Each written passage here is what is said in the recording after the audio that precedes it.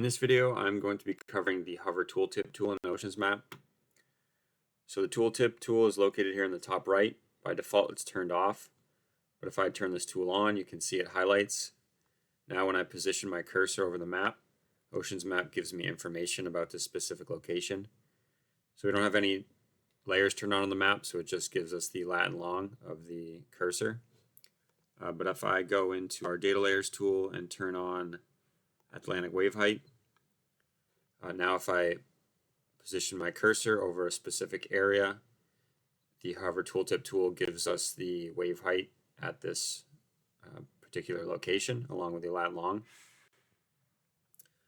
I can also turn on one of our observation station layers, and these are represented by pins on the map. So if I hover over one of these pins, you can see we have more information for these layers.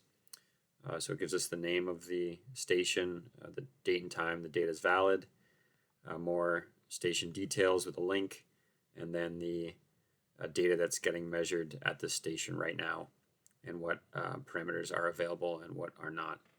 And we still have that Atlantic wave height value here in the bottom. And finally, I can turn on one of the GIS layers in OceansMap. Let's say this wind energy lease area.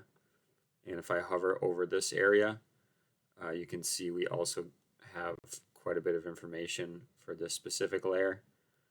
Things like the block label, block number. We have several links in here.